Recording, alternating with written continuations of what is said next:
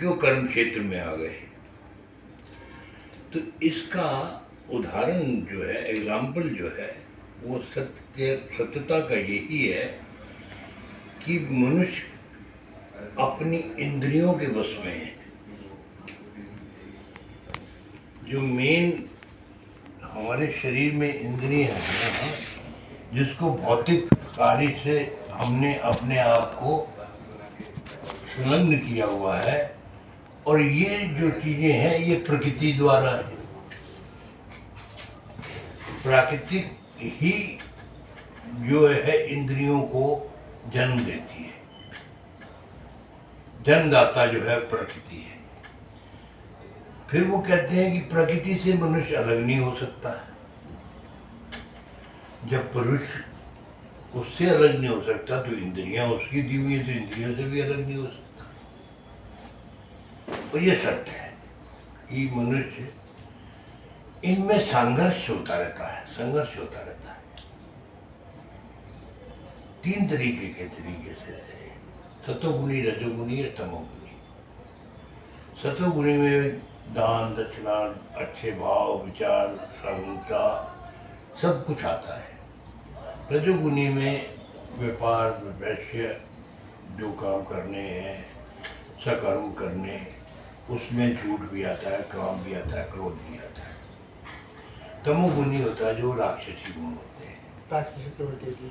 अब ये तीनों जो है उसका उल्लेख दिया जाता है कि ये प्रकृति द्वारा है। और जब प्रकृति द्वारा है तो प्रकृति, मनुष्य, इंद्रियां भी उससे जुड़ी हुई है, तो ये भी चीज उससे जुड़ी हुई है। तो मनुष्य कहाँ सिद्ध होता है, किस तरफ जाए? फिर सवाल उठता है कि मनुष्य को अपने ऊपर संयम द्वारा इनको कंट्रोल किया जाता है, वश में करना होता है।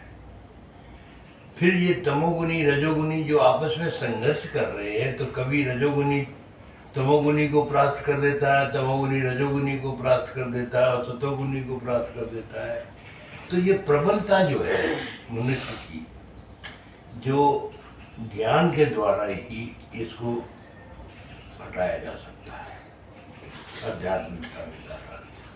इसमें आध्यात्मिकता क्या है? ये आता है सबसे बड़ी चीज, योग। अब हम कृष्ण की उपासना देखें, क्योंकि करते इसलिए बता रहे हैं।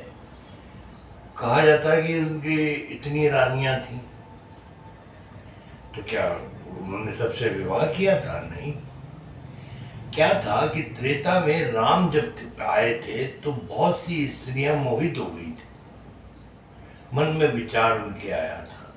वही द्वापर में आके कृष्ण द्वारा संपन्न हुआ।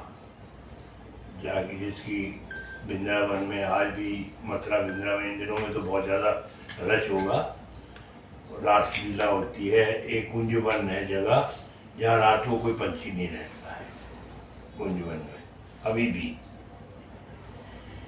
तो ऐसे स्थान जो बने, निधिवन, कुंजवन, निधिवन कहाँ? वृंदावन में है निधिवन। हाँ, मैं गया हुआ, मैं तो वृंदावन सारा देखा हुआ है। वो काफी टाइम रहा वहाँ। जो आगरे से मथुरा 33-34 किलोमीटर है, तो मैं आ जाया करता था मथुरा।